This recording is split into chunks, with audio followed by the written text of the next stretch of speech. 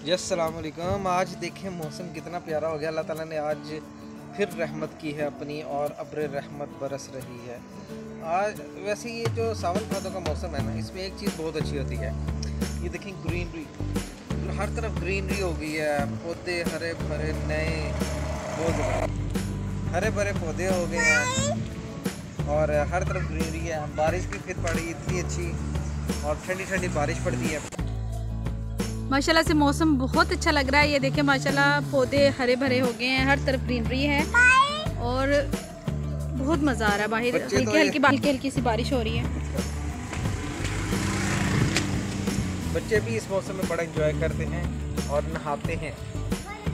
हम भी शायद नहाएं।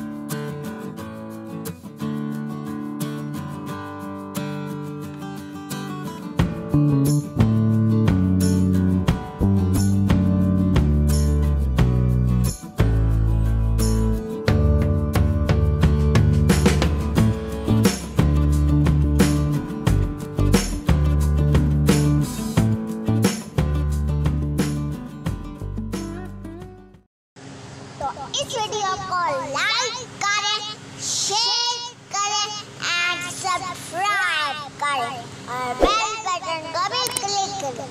अब घंटी